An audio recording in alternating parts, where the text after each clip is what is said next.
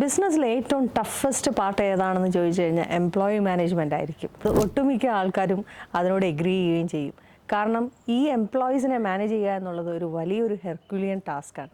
ഒന്നോ രണ്ടോ ആൾക്കാരാണെങ്കിൽ വലിയ ഇഷ്യൂസ് അല്ല. പക്ഷേ അബവ് 50 എംപ്ലോയീസ് ഒക്കെ ഉള്ള കമ്പനീസ് ആണെങ്കിൽ നമുക്ക് ഒരുപാട് ചലഞ്ചായിരിക്കും. ബിക്കോസ് ഈ വരുന്ന ആൾക്കാരെല്ലാം പല കൾച്ചറിൽ നിന്ന്, പല ആറ്റിറ്റ്യൂഡ്, പല എക്സ്പീരിയൻസസും പല കാഴ്ചപ്പാടുകളും ഒക്കെ ആയിട്ടായിരിക്കും കമ്പനിയുടെ ഉള്ളിലേക്ക് വരുന്നത്. അത് തന്നെ ഒരുപാട് കോൺഫ്ലിക്ട്സ് ഉണ്ടാക്കുകയും ചെയ്യും. ചിലപ്പോൾ എംപ്ലോയീസ് തമ്മിലുള്ള ഇഷ്യൂസ് ആകാം, ഈഗോ ഫൈറ്റ്സ് ആവാം, അവരുടെ പെർഫോമൻസ് ഇഷ്യൂസ് ആവാം. എന്തുമായാലും എംപ്ലോയി മാനേജ്മെൻറ്റ് ഒരു വലിയ ബുദ്ധിമുട്ടുള്ള കാര്യമാണ്. പക്ഷേ ഇതിനെ ഈസി ആയിട്ട് മാനേജ് ചെയ്യാവുന്നതേ ഉള്ളൂ. അതിനുവേണ്ടി നമ്മൾ ചെയ്യേണ്ട ചില കാര്യങ്ങൾ ശ്രദ്ധിച്ചാൽ മാത്രം മതി. ആദ്യമായിട്ട് നമ്മൾ നോക്കേണ്ടത് ഈ വരുന്ന എംപ്ലോയീസ് എന്ത് എക്സ്പീരിയൻസുമായിട്ട് വരുന്നു, എന്ത് കാഴ്ചപ്പാടുകളുമായിട്ട് വരുന്നു എന്നുള്ളതാണ്. പലപ്പോഴും ആ എംപ്ലോയിക്ക് ചിലപ്പോൾ പൈസ മാത്രം മതി എന്നുള്ള ആ ഒരു ആറ്റിറ്റ്യൂഡുമായിട്ടാണ് വരുന്നത് എന്നുണ്ടെങ്കിൽ അവരുടെ ലക്ഷ്യം മൊത്തം എങ്ങനെയെങ്കിലും ജോലി ചെയ്യുക, പൈസ ഉണ്ടാക്കുക എന്നുള്ളത് മാത്രമേ കാണത്തുള്ളൂ. അതല്ല, വേറെ തരത്തിലുള്ള എംപ്ലോയീസ് എങ്ങനെയാണ് വരുന്നതെന്ന് വെച്ച് കഴിഞ്ഞാൽ how can I contribute to this organisation, എൻ്റെ വാല്യൂസ്, എൻ്റെ സ്കിൽസൊക്കെ എങ്ങനെയാണ് ഈ ഒരു കമ്പനിക്ക് ഒരു മുതൽക്കൂട്ടാവുക എന്നുള്ള ചിന്താഗതിയോടുകൂടിയാണ് ഒരു എംപ്ലോയി വരുന്നത് എന്നുണ്ടെങ്കിൽ ആ എംപ്ലോയി നിങ്ങളുടെ കമ്പനിയിലെ ഒരു അസറ്റായി മാറും.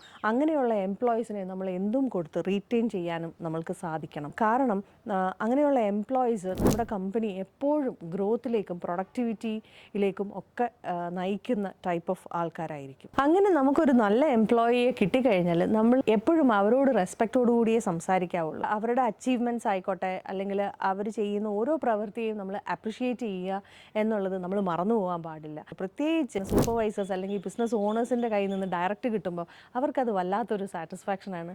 കൂടുതൽ ആ കമ്പനിക്ക് വേണ്ടി കോൺട്രിബ്യൂട്ട് ചെയ്യാനും ഇതവരെ പ്രേരിപ്പിക്കുകയും ചെയ്യും. കൂടാതെ നമ്മൾ ചെയ്യേണ്ട മറ്റൊരു കാര്യം എന്ന് പറഞ്ഞു കഴിഞ്ഞാൽ ഈ എംപ്ലോയിയുമായിട്ട് നെഗറ്റീവ് എംപ്ലോയീസ് ഇടപെടാതിരിക്കാനും ശ്രദ്ധിക്കണം. ബിക്കോസ് നമ്മുടെ കൂട്ടത്തിൽ ഒരു 10 എംപ്ലോയീസ് നന്നായിട്ട് വർക്ക് ചെയ്യുകയും 11ാമത്തെ ആൾ ഒരു നെഗറ്റീവ് പേഴ്സണും ആണെങ്കിൽ തീർച്ചയായിട്ടും നെഗറ്റിവിറ്റിക്ക് പവർ കൂടുതലാണ് എന്നുള്ളത് നമ്മൾ എപ്പോഴും ഓർത്തോണം. ആ ഒരു ടീമിനെ ഫുള്ള് അവരുടെ ആ ഒരു എനർജി കുറയ്ക്കാൻ ഈ നെഗറ്റീവ് ആൾക്ക് സാധിക്കും. മിക്കപ്പോഴും എംപ്ലോയീസിനെ കുറിച്ച് നമ്മൾ പരാതി പറയുന്നതിൻ്റെ റീസൺ നമ്മൾ തന്നെ ആവാം. ഫോർ എക്സാമ്പിൾ, നമ്മൾ എംപ്ലോയീസിന് പ്രോപ്പറായിട്ടുള്ള ഒരു ജോബ് റോൾ ക്ലാരിറ്റി നമ്മൾ കൊടുത്തിട്ടില്ല എന്നുണ്ടെങ്കിൽ അവർ വർക്ക് ചെയ്യുന്നത് അവരുടെ ഇഷ്ടത്തിനനുസരിച്ചായിരിക്കും.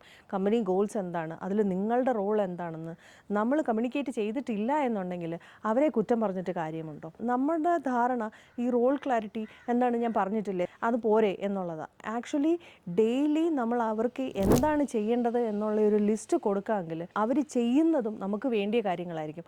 അതുകൊണ്ട് തന്നെ പ്രൊഡക്ടിവിറ്റി കൂടുകയും നമ്മളും ഹാപ്പിയാവും, അവരും ഹാപ്പിയാവും. ബിക്കോസ് അവരുടെ ഗ്രോത്ത് കാണുകയും നമ്മൾ അവരുടെ വർക്കിൽ സാറ്റിസ്ഫൈഡ് ആണ് എന്ന് അവർക്ക് മനസ്സിലാവുമ്പോൾ കൂടുതൽ ചെയ്യാനുള്ള ഒരു ഇൻസ്പിറേഷൻ ആവുകയും ചെയ്യും. എംപ്ലോയി ട്രെയിനിങ് ഒരു വലിയൊരു ഫാക്ടറാണ്.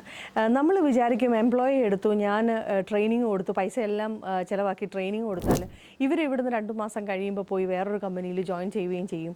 എൻ്റെ ട്രെയിനിങ്ങിൻ്റെ പൈസ എനിക്ക് നഷ്ടമാവുകയും ചെയ്യും. നമുക്ക് അറിവ് നേടുക എന്നുള്ളത് നമ്മളുടെ ഇൻബിൽട്ടായിട്ട് നമ്മുടെ ഉള്ളിലുള്ള ഒരു ക്വാളിറ്റിയാണ്.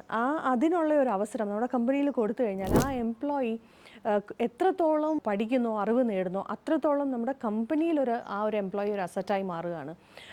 അങ്ങനെ ചെയ്യാതിരുന്നാൽ, ട്രെയിനിങ് കൊടുക്കാതിരുന്നാൽ എന്താ പറ്റുക എന്ന് വെച്ച് കഴിഞ്ഞാൽ ആ എംപ്ലോയിക്ക് എന്ത് ചെയ്യണമെന്ന് അറിയത്തില്ല. അവരുടെ ആ ഒരു ഇഗ്നറൻസ് വെച്ച് ആ കമ്പനിയിൽ വർക്ക് ചെയ്യുന്തോറും അവർ ചെയ്യുന്ന വർക്കിൻ്റെ ക്വാളിറ്റി അത്രയ്ക്ക് തന്നെ കാണുള്ളൂ. എംപ്ലോയീസിന് നമ്മൾ ശരിക്കും കുറച്ചുകൂടെ റെസ്പോൺസിബിലിറ്റീസ് കൊടുത്താൽ, അവരുടെ ക്രിയേറ്റിവിറ്റി എക്സ്പ്രസ് ചെയ്യാനായിട്ടുള്ള ഒരു അവസരം നമ്മൾ അവിടെ കൊടുത്താൽ അവർക്ക് ആ ഒരു ജോബ് ഭയങ്കര സാറ്റിസ്ഫാക്ഷനുള്ള ഒരു ജോബായിരിക്കും. ബിക്കോസ് അവനവൻ്റെ ക്രിയേറ്റിവിറ്റി എക്സ്പ്രസ് ചെയ്യുമ്പോൾ ലൈഫിൽ മീനിങ്ങും സാറ്റിസ്ഫാക്ഷനും ഫുൾഫിൽമെൻറ്റും ഒക്കെ ഉണ്ടാവും.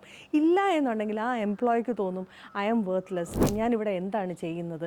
ആ ഒരു തോട്ട് പ്രോസസ്സ് തന്നെ അവരെ കൊണ്ട് ആ ഒരു കമ്പനിയിൽ ഞാനൊരു പ്രൊഡക്റ്റീവ് ആളല്ല, ഞാൻ ആരുമല്ല എന്നൊരു തോന്നൽ തന്നെ കൂടുതൽ അൺപ്രൊഡക്റ്റീവ് ആയിട്ടുള്ള കാര്യങ്ങളിലേക്ക് പോവുകയും അവർ പതുക്കെ ആ ജോബ് ഇഷ്ടപ്പെടാതാവുകയും അവരൊരു അൺവാണ്ടഡ് എംപ്ലോയി പോലെ ആയി മാറുകയും ചെയ്യും.